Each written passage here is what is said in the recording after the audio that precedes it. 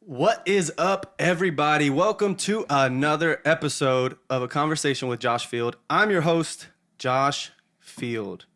Now today, ladies and gentlemen, we have decided to just keep this thing going.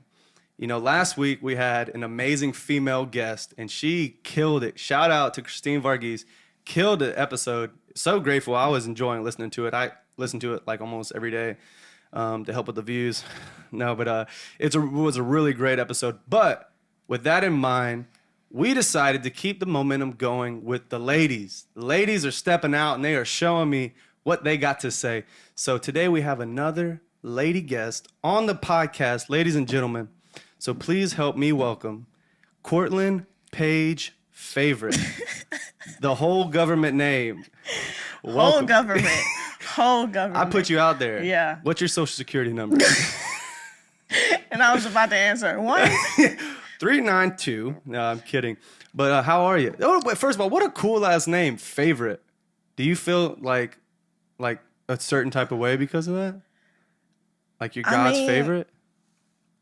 No, I never thought of that. But just growing up, everybody was like, "Oh, you're gonna be my favorite. You're my favorite student," and it was like, okay.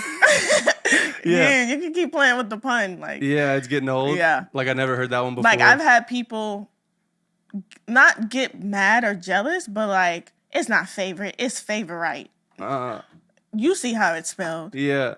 It's the word. So I'll just say like it's favorite, like the word. And they'd be like favorite? Like what's your favorite color? Yeah. Like favorite. Like I'm your favorite. Yeah. What's your wedding hashtag gonna be? Man, that's if I even hyphenate my name. Ooh. I really want to that's true. I really want to keep favorite. Dang, that would be cool. But the guy's missing out. Yeah. Do you have a brother? Yeah. Did he get married? No. He's a favorite. I wonder what his wedding hashtag would be. I know. That would be We're your favorites. I'm your favorite. But that's a really good. That's a great hashtag. Yeah. That's a great one. You could really do a lot with that. You could do a lot with that. So, Kortlin, it's December 14th, going into Christmas. You have any Christmas plans? Any holiday traditions? Just hanging out with family. Here in Houston? Yeah. We're all pretty much here. Your whole family's in Houston? Pretty much. So this is crazy. We're just going to go right into it. I feel like that's interesting. For people who don't know, you're from New Orleans. Your whole family's from New Orleans. And just the origin of that, the background of that is so cool. That's why you're here to talk about a little bit about just how you got to Houston, how that's evolved for you. Mm. And tell me a little bit about that, what it looked like for you growing up in like the city of New Orleans, where at, and what things you did for fun and stuff like that. So when I tell people that I'm from New Orleans and then they say like what side, because it's separated, I would say like, oh, the West Bank. That's not New Orleans. Whatever. It was still a part of New Orleans. Right. But I was raised on considered like the suburbs of New Orleans, a pretty good area to raise your family. Yeah. Live with my grandparents. Pretty much my whole family, almost everybody stayed in the same house for quite a bit. Your whole family? Like, what do you mean your whole family? At some point, everybody was always in the house. How many people? Like who? So like it was my grandparents' house, and guaranteed me and my sister were always there. So we lived there. Mm-hmm. At one point, my uncle stayed there. At one point, my mom and my aunt. Like everybody came and then they left. Wow. Yeah. That's just like, was it a close family? Like you would go through it, then you'd move in. Like what'd that look like? Yeah, if they were going through some troubles, they would come back home, and they would get back on their feet and then leave. Dang, I bet that made your family super close. Like it did. Seeing really everybody. Did. Like it's weird when everybody's not together. Right. Yeah. Dang, that's cool. And y'all are all in Houston. So growing up in New Orleans, like what's crazy? It's so crazy. We'll unpack it. So like, what did you do for fun? Where did you like you go to? Were you growing up? You were going to church? Like, what did it look like? Living with my grandmother, she was always at church. I stayed at church, whether it was Vacation Bible School, summer camps. I was always there. Was she like Medea or not? Like, what you mean, like attitude? Like yeah, like I'll take you to church, but I'll also beat you up in the parking lot. No, okay. She wasn't like that. She was just. No. She was very like straightforward. Yeah. Yeah. Head on straight. Yeah. Yeah. And she was strict, right?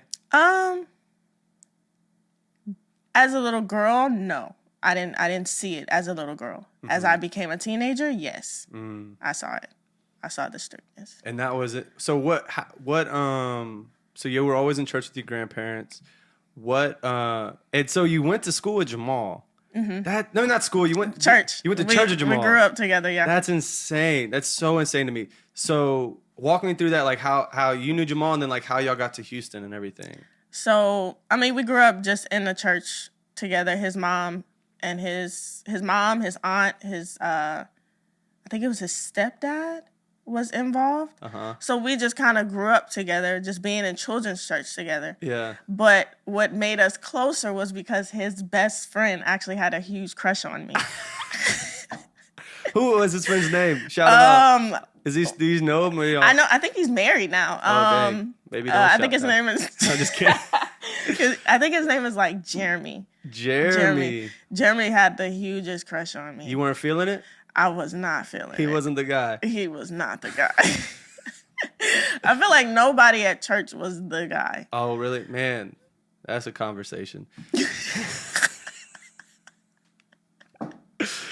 That is a conversation because everybody thinks because you're involved in church that your soulmate is in that church. Yeah, and you almost can't even. I was having a conversation with another single person. I'm single. I was talking to another single girl, and we're talking, and I got a picture sent to me of a video of somebody like saying like, "Oh, like y'all talking." I'm like, bro, you can't even have a conversation with somebody without people assuming. Yeah. Like, it's such a weird culture in the church as a single person, but. We can maybe get into that a little bit later. Yeah. So Jamal's friend Jeremy, shout out to Jeremy, he got married, wifed up. Yep. He's crushing on you. And what how did y'all get from New Orleans to Houston? So the night before the hurricane actually hit, Katrina, right? Yes, Hurricane Katrina. Me and my sister were actually at a church in the neighborhood somewhere, and we were at a lock-in. That next morning, woke up, went home, and my mom was like, my grandmother was like, yeah, I need you to pack your clothes. And I was like, for what? She was like, yeah, a hurricane coming. And it was like so nonchalant. Like every time a hurricane hit, it was just an opportunity for us to go on a vacation. Yeah, right. That was it. Yeah. So I packed 3 days worth of clothes because I was like, we're coming back. Yeah. We was in that hotel room and watching it on the screen and actually seeing everything happen. I was like, yeah, we're not going back. Like, it's done. It's a wrap. And it brought so much. I just remember the chaos that it brought towards my family. Because it was like, yeah, we were all here together. Because we found a hotel in Sugar Land.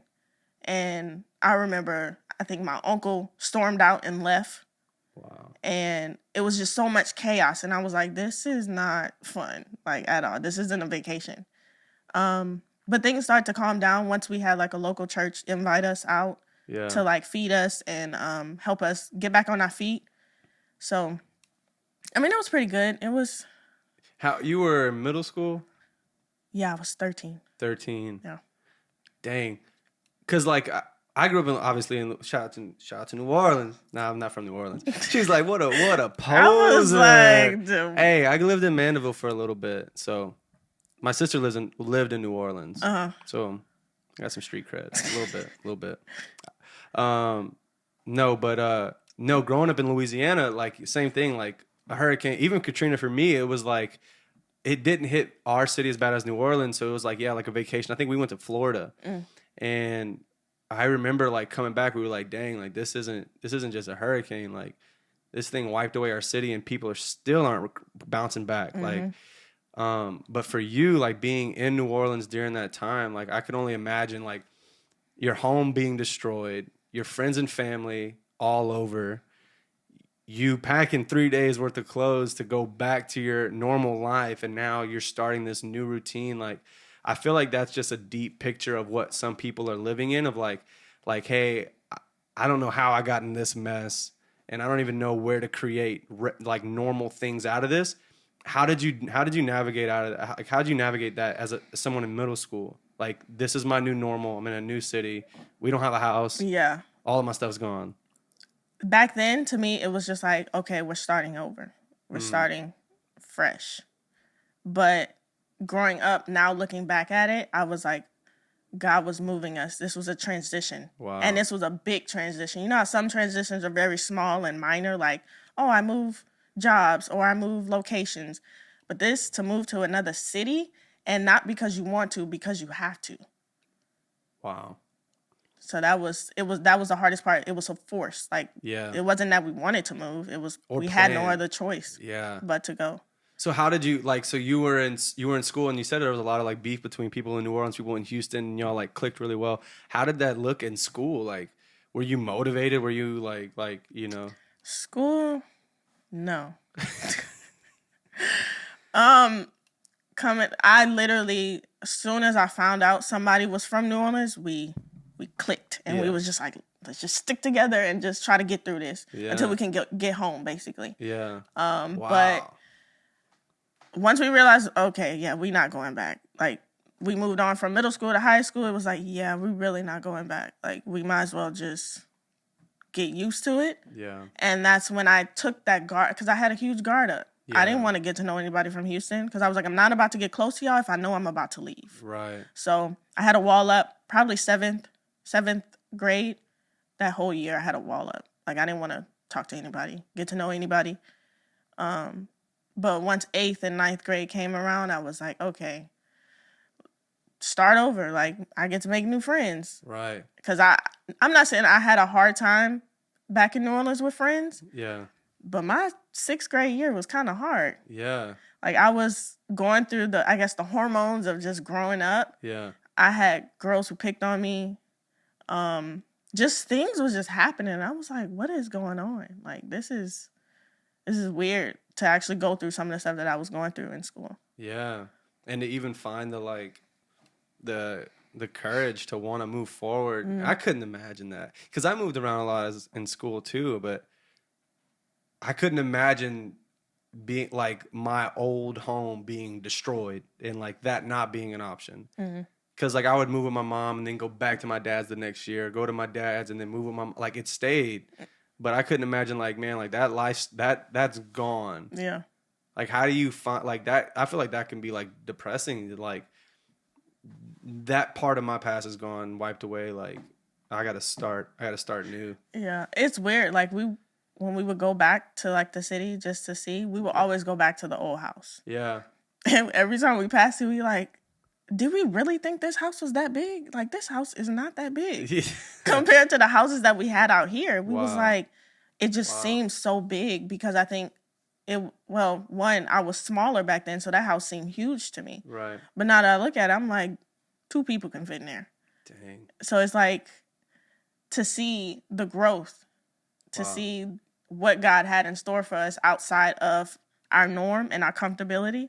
I think that's what really did it for a lot of people in New Orleans. Wow. It stretched us because we were so stuck in being comfortable in our own ways, in our own traditions, that there was no way Houston was ever, Texas was never in anybody's radar. Right. First off, we always thought Texas, horses, hay. Yeah, like, cowboys. Exactly. Country music. And then to come out here and it's like, this is nothing like what we thought it would be. Wow. But the thing, and what made it even better, Houston welcomed us with open arms. You know, to have the churches open up. And also just to have, they had our food. But they tried to have they tried to like cook the food just to welcome us. But it's not the same, but kudos. Yeah. You tried. This ain't a gumbo, but it's close. Look, it's rice and gravy. Yeah. That's crazy. And look at you now, like you're flourishing as a young adult. I feel like you've navigated through a lot of different seasons of life. But now I kind of want to hit on a few topics. Now that we've been talking, now everybody kind of knows a little bit about your background. I want to hit on a few topics. Let me see. So I want to navigate what you do now. You work at Allstate, but you also do hair on the side. And real quick, so it's kind of crazy how you were supposed to come tonight. Obviously, you're here, but Kortlin texted me about an hour ago and was like, "Let me read it." You said, "Oh, we recording tonight?" No, wait, no. What'd you say? I said something about like, "Is this the only night?" Yeah. Today the only day, huh? I was like, I said, yeah, kind of. Like, I already set everything up. I'm at Chipotle. I'm getting ready. And luckily, what had happened was somebody had hit you up to do your hair. And thank God you said, you were like, hey, man, we rescheduled. But the thing is, when it comes to if somebody want their hair done, like, immediately I'm like, that's quick money. Yeah. Make it. Yeah. Well, thank you for coming on. You're welcome. I was like, you know what? I got prior engagements. I can't do it today. That's a big part of adulting, prior commitments. But so Kortlin, you live in Katy, right? Mm-hmm. In Katy, you're in a single bedroom apartment. Like, you live on your own. You're doing your thing. You're thriving. You and I, we were talking the other evening at Cavo, talking about, like, going through temptations and lifestyles as a young adult. Trying to be obedient, following God, and what that looks like.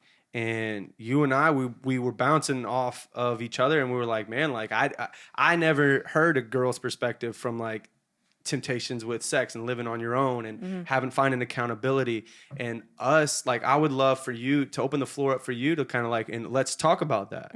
I feel like it should be talked about from a girl's perspective of, like, what is it? How do you keep yourself accountable? What are some things you do when you're feeling tempted? Like, what does that look like when you're walking through that life as a believer? Yeah. Put you on the spot. But I think it's going to be such a great it's very difficult when it comes to, because nobody talks about, they talk about temptation, but they never talk about how to handle temptation. And it's like, we got to navigate it ourselves and figure out, okay, let me figure out exactly what I can do to stop myself from doing this. Yeah. And the crazy thing is, like, my convictions are not your convictions, and your convictions are not my convictions. Mm-hmm. But it's like, we're all still facing the same thing. Some people just, when they tempted, they get right in. Yeah. Whereas us trying to stay focused and actually follow what God has for us, it's like, all right, God, like, I need this. This is not on my strength at all. Yeah. So it's like, it's a daily thing that I have to go through. Daily. Like, every day I'm tempted. It could be the littlest thing. Yeah. And it's like, once you open that box, it's done. Yeah. Like, everything just comes pouring in. Yeah. And I feel like a lot of people are like, don't do it because it's bad. And you even mentioned that, like, growing up, you're like, I think your grandmother or they were like, don't do it, it's bad. And you were like, I wish they would have told me why. Yeah. It was always like, don't have sex before marriage. Don't have sex. And I thought it was because you don't want to be a teenage mother. I come from a teenage mother. Right. And so I was like, okay, that's my goal. I don't want to be a teenage mother. But why don't I want to be a teenage mother? Right. Go deeper into that. And it's like, well, you're telling me, okay, don't have sex before marriage because you don't want any kids. Cool. Duh. What else is going to protect? There's something that's going to protect me from kids, but there's nothing that's protecting me from the act of sex. Right. What is it about sex that I don't need to open that box yet? Yeah. So it's like, it's curiosity. Yeah. When the older you get, you start getting curious, and it's like, well, they told me not to do it, but let me just try it for myself. Yeah. And it's like, once you try it, it's hard to be like, oh, I'm gonna go back to what I used to do, which is stay pure, stay focused. But it's like, once you open that box, you open the door to everything else that comes with it.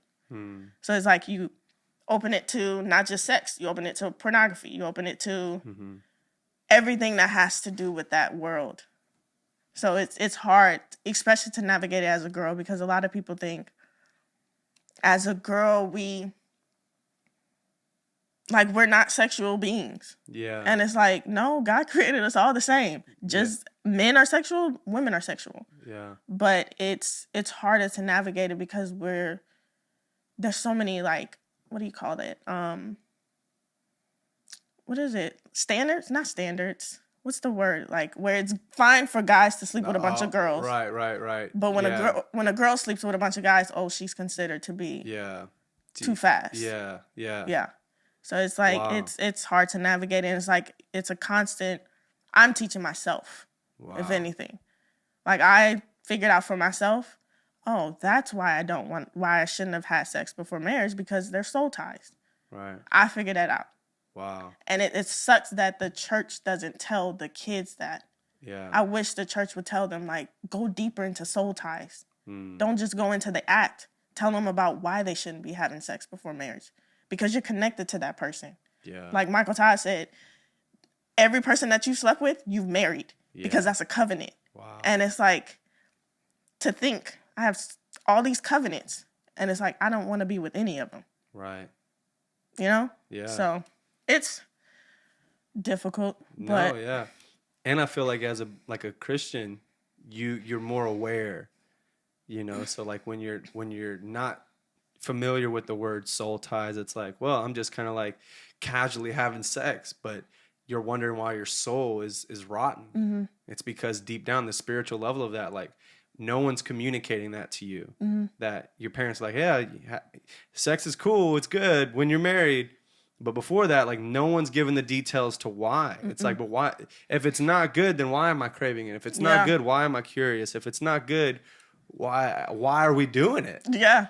So it's like that. I feel like that's so good. And I know you read the book Relationship Goals by Mike Todd. So good, so good. I have the little sexual surrender prayer like literally on my bathroom mirror. So that's one thing that I do. If I do feel tempted, I'll go into the bathroom and I read that prayer. Wow. So that I'm basically, God, take this. Anything, all that I'm feeling, like, take it away from me. That's great. And the thing is, I would pray that he would take it away, but I think it's something that I need to live with. Like, this is my thorn. All that I've done is my thorn, and I have to learn how to live with it. But I need to not just learn how to live with it, show other people my thorn. I can't hide it. Yeah, that's great. And the only thing, I think a lot of people think that, you know, when they tell their story, they can only tell so much. Yeah. But it's like, nah, I'm going to show you my thorn because this is, I'm still living with it. Yeah. And it's like, if I'm still living with it, you can still live with yours. Man. So there's no need to hide, especially when it comes to sex. Yeah. Everybody just wants to run and hide. Like, oh, I messed up. Oh, I need to run away. No, like, keep going to church. Like, keep praying. Like, that's the only way you're going to actually you're going to actually be able to move past this. Yeah, experience freedom. Yeah. Man, that's great. And that experiencing that walking with the thorn, that's for people, if you're watching this and you don't know much about the Bible, which is awesome. That's scripture. Paul said that. He said, why do I know what's evil but still want to do it? Why do I crave what I know is evil? It's my thorn, and I learned to walk with that. No, that might not be 100% accurate. Have grace for me. But roughly that's what he's saying is like, I'm learning to walk with this thorn on my side. It hurts. It's ugly. I don't want it. I know it's bad. Why do I want it? Why can't it just be gone? And God's like, learn to walk with it. Learn to embrace it.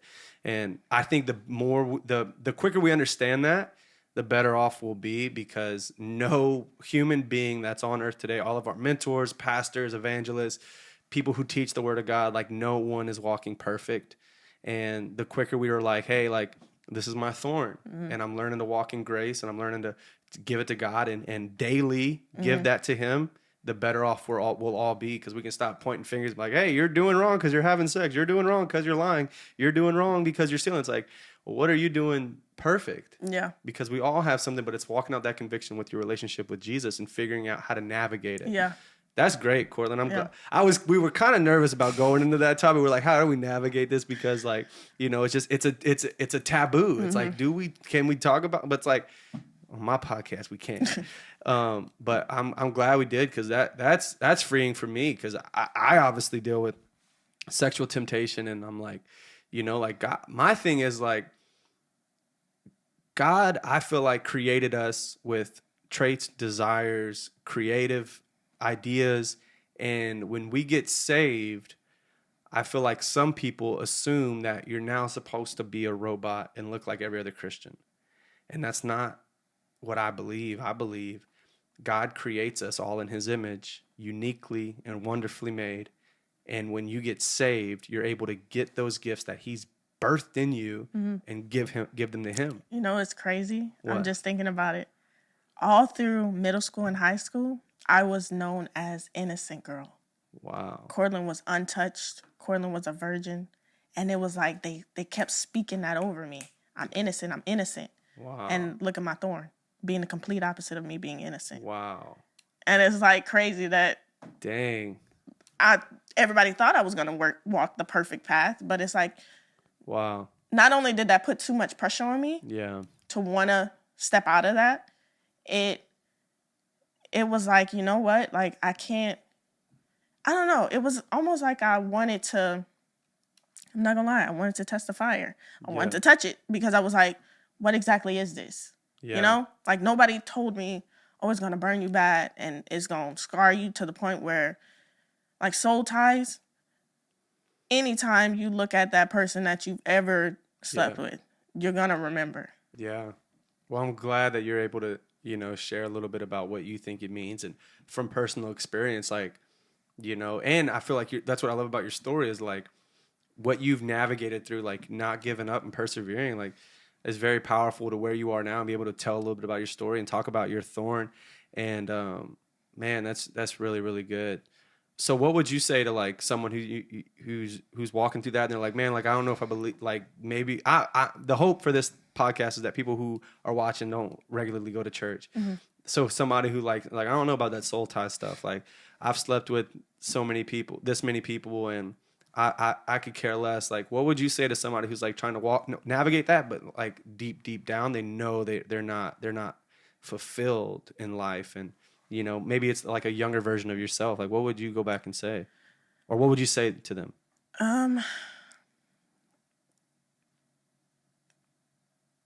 It's not worth it. Like, literally, though, like how they say, like those few minutes of pleasure, it's not worth it for the lifetime of you having to move past it. But I would say that to, like, if I ever meet a girl who's a virgin, I will tell her straight up, keep it. Keep it. Like, and I'll tell you everything that I went through. And I will let you know exactly how I feel through everything so that you know what? I don't think I want to feel that. Wow. But with somebody who has already done it, it's like, it's a journey to want to not be different, but do better. Yeah. Like, my whole goal right now is to save myself from marriage. Yeah. Now, because it's like, that's the one thing I feel like I can give my husband. Yeah. And that's what it was made for. It was made for marriage. It was made to procreate. I'm not procreating right now. So it's like, keep it confined to what God created it for. And he created it for two people, a man and a woman, to come together and to, share his love and show his love with each other. Yeah. But I don't know, like it's hard trying to tell people. Like, my biggest thing right now when I tell people like I'm celibate, they're like, oh, I don't know, I can't do that. Right. I can't do it either. It's hard, but it's my choice. Yeah. And it's up to you if you want to actually say, you know what, I want to see what this is about. You can think so much clearer when you're celibate. Wow. You make better choices when you're celibate. Wow. That's great. Yeah. And I've heard somebody say before, like even when you're dating, like sometimes the reason you're in a toxic relationship is because it's so foggy because of sex. Mm-hmm. You shouldn't be in the relationship. You think you love them. Yeah. But nah, it's not. No. You're stuck in this bad cycle. Mm-hmm. And sometimes I feel like we waste so much time. God can redeem, God can get us back on track, but like, I feel like the quicker we just get out and be like, all right, like this is wrong. Like, how can I do it the way God intended it and just get out of this cycle? I feel like the better your future is going to be, the clearer you're going to be, the better you're going to make better decisions. And that's so good. Man, Kortlin, that's good. Hold up. Let me get to the questions I have for you. No, I just feel like, dang, I feel like people think they're wasting time in places they don't want to be or didn't plan to be, like a college dropout or teen pregnancy, etc. And you can get your future started now if we choose to. I feel like you did such a great job with that, man. Like coming from New Orleans, in middle school and just being stuck, and then now navigating your life. What does that look like for you on the regular? Like, where do you want to go? What do you want to be? What does the next 10 years look like for you? That's the crazy thing. I was talking to a friend about that. This isn't. I told my grandmother this. Cause I follow God. Yeah. Wholeheartedly. So like I won't move unless he tells me to move. Yeah. And like I've been quitting jobs, and it's like the only reason why I do that is because he tells me to. Mm-hmm. And a lot of people think that that's crazy. Why would you do that? Like this last year, I was literally in the school system, in school, pursuing education, and God told me what day was it? It was a random day. I had just gotten sick. I got off from food poisoning. Uh-huh. So me not knowing, I fasted, not realizing it. So with me being on food poisoning, you don't want to eat anything. Wow. So I didn't eat anything but like grapes. That was all I could keep down. Wow. So me not realizing I'm fasting, I'm actually helping God prepare me for what he's about to say. Wow. So it was one day I went to work, I'm sitting in the car, and I'm like bawling because I'm like, something's up, something's different, something's wrong. And I turn and I look back at the school and I hear, you're bigger than this. And I'm like, what are you talking about? I was like, dang it, you're moving me again.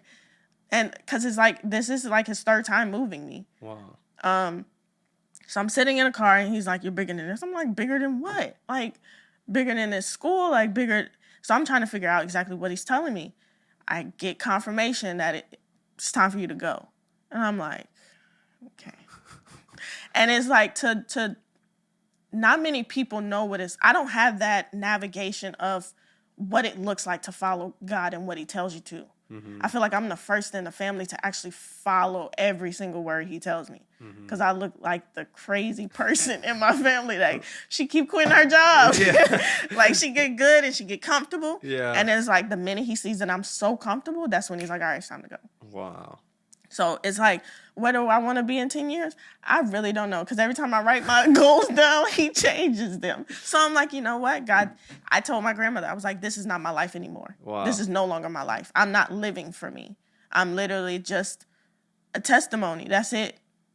I think he's allowed me to go through everything that I've been through to help the next person. Everything me losing my father, me losing, a baby sister, and just the little things. A lot of people think that when they go through stuff, that it's God being hard on them. No, God is using that for you to give it to the next person. Wow. So that when I meet another girl, I know 2 girls right now who are going through a loss from their father. I know exactly what they go through, what they're feeling. So I told them, if you need anything, come and talk to me. Because we're all just living testimonies. We're meant to share our stories with each other. So 10 years from now, I just want to be alive. That's it. I'm going to clip that. 10 years from now, I just want to be alive. That's it. Because every time I put something on, like, vision boards. Yeah. It doesn't come to pass? They come to pass. It's just like, I don't know. He got his way of like weaving his things that he wants to do. Man, that's interesting.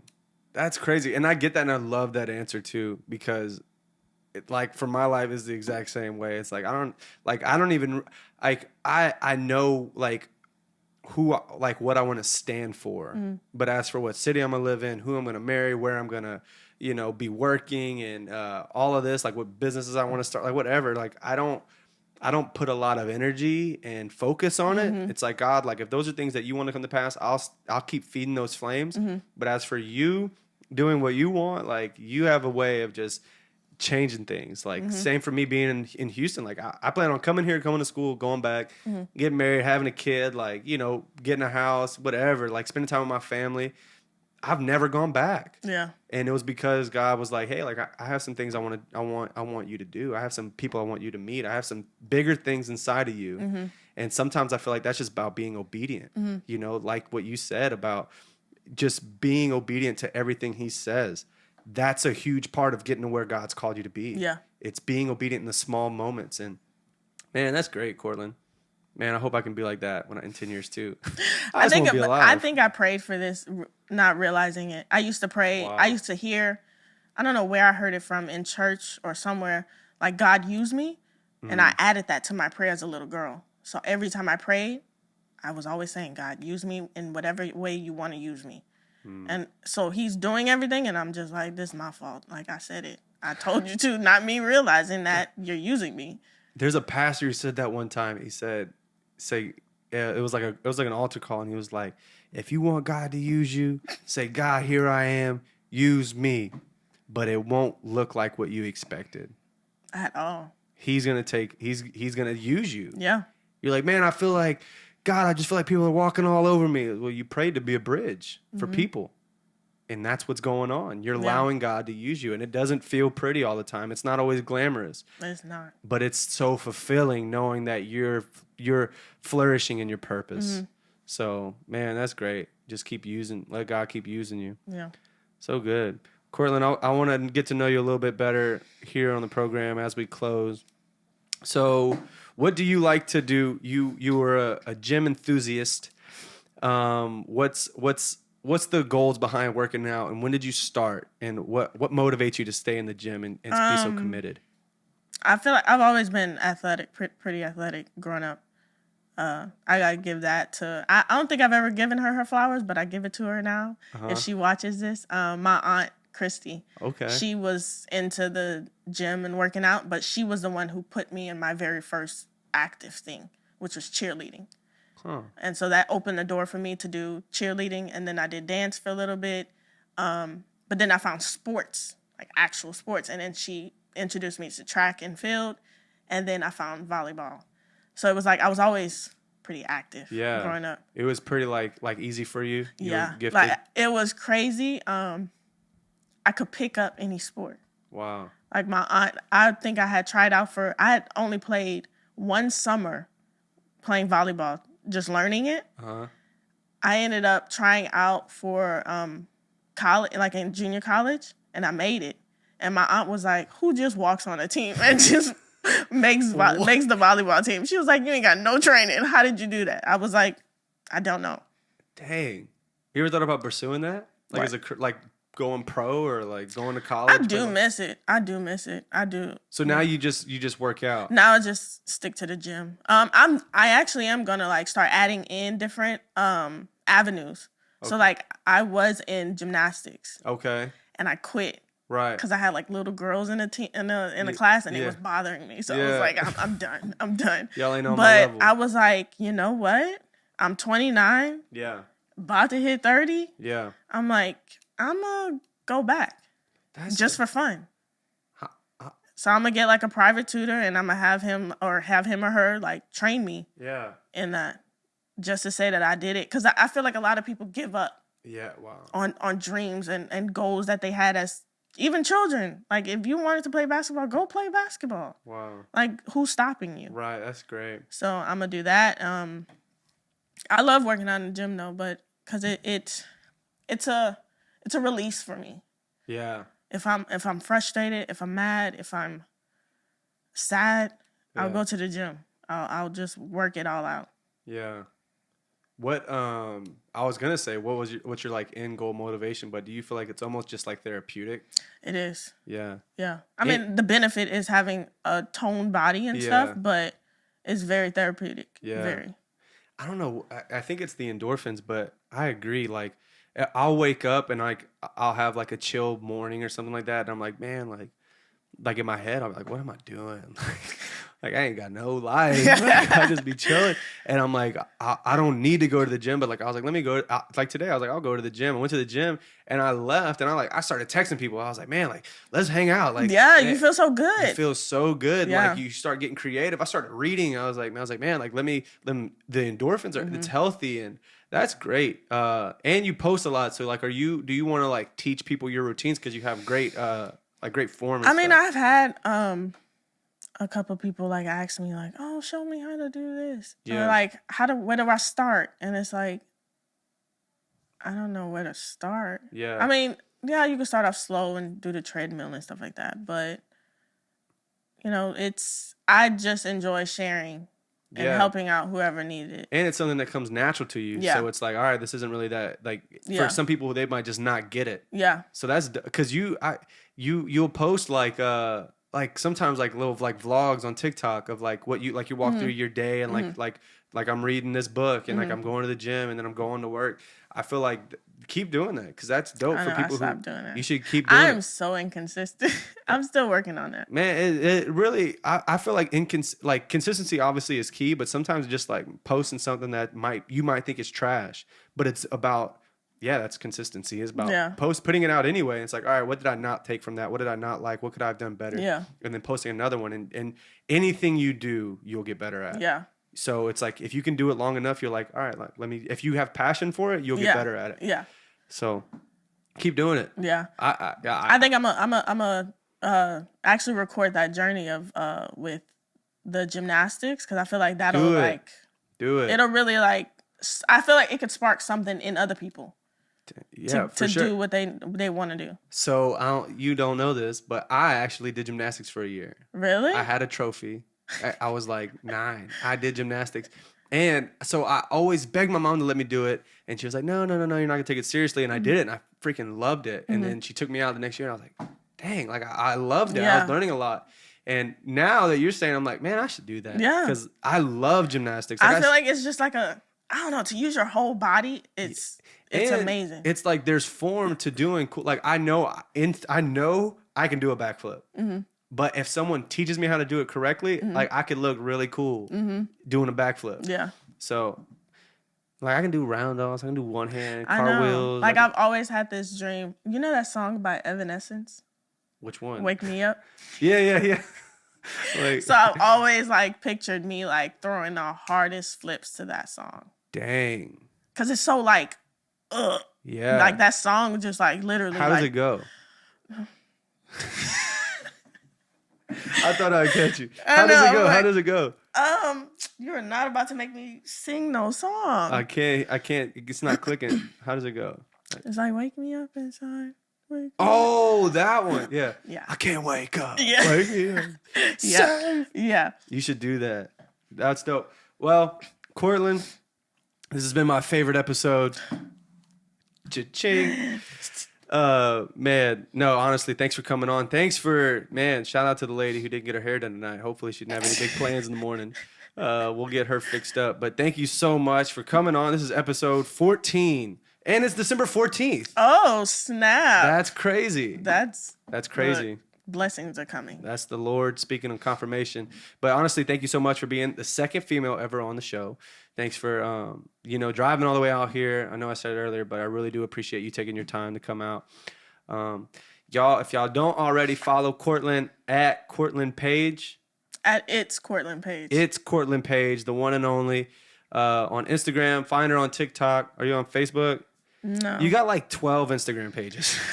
I was looking for your last name, and I'm like Kortlin Page. Because somebody hacked my last one, so I couldn't get in it. So I had to start all over. I was so mad when I had to start over. I was like, I don't even want no Instagram no more. If that happened to me, I'd either be really happy to keep it low key, or I would just not post ever again. Honestly, it's so hard. If somebody hacked my account, it's who cares? Yeah. But no, thanks for coming on. Go follow Kortlin. She's super motivating, always posting workout videos on Instagram, vlog style videos on TikTok. Go follow her before everybody else does. She's about to have 20,000 followers when she's a pro gymnast. But at 30 years old. Yeah, hey. I'm hey, 30 years old. Looking 20. You know what I'm saying? Bruh, I'll never look my age. Yeah. Never. That's okay. I'll always look 12. But hey, that's the goal. That's the goal. Be 40, be 50, 50, and 50 I'll look looking 20. 30, 50 looking 20? Man, catfish. Oh, man. No, but, man, thank you guys so much for liking, subscribing, commenting, and being on this episode. We are bringing this content strictly for you. So if you thought this was great, why don't you send it to somebody who, maybe needs to hear it. Shout out to everybody from Louisiana, New Orleans. We representing tonight. We here, even though I'm not. Kortlin's looking down because I ain't from New Orleans, but I put you on my back. I put you on my back. Actually, shout out to Pierre Part, Louisiana. What you know about that? What you know about Pierre Part? Some swamp people. Swamp people. I've never been to the swamp. I've always wanted to go. How you from Louisiana and never been to the swamp? We just ain't never go down that side. Yeah, because it's south. I'm like south, like underneath, like Thibodeau, like.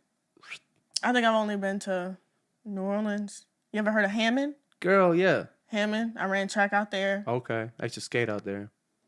And I think Baton Rouge. I think Baton that was Rouge, it. man. Everything else, no. I've been everywhere. Mandeville, New Orleans, Pierre Port, Morgan City. Monroe, that's up north. Wait, yeah, that's up north, right? Yeah, I think so. Yeah. Because I think they're a little bit higher. Where were you born? In New Orleans. Well, Dang. On the West Bank in Gretna, I believe. So you're like a city girl. I was born in Mamou, Louisiana. That's the Cajun music capital of the world. Mamou? Mamou. M-O-M. So like, you ever seen Princess and the Frog? Yeah. So like that swamp area? Yeah, 100%. Like, that's more Pierre Part. That's how they talk? Man, dude, yeah, they talk like that, bro. Go down to Pirogue, give me a swamp drink. What? Yeah, dude. Luckily, I moved around a lot, so I didn't.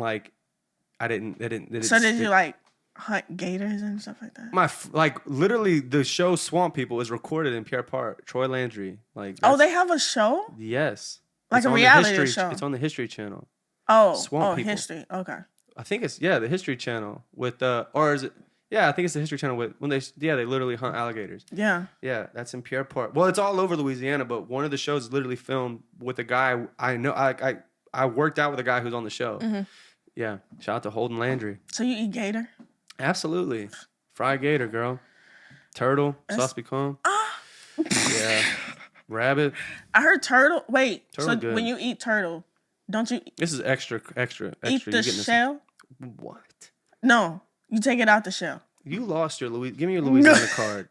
First off, I only eat crawfish and crab. That's it. You don't eat shrimp? Shrimp, yeah. But we lost the camera. All right, so thank you for tuning in.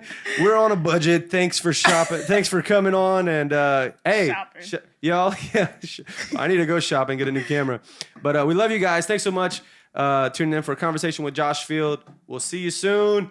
Peace. Merry Christmas. Merry Christmas. Merry Christmas. Merry Christmas. We out. And a Happy New Year. And a Happy New Year.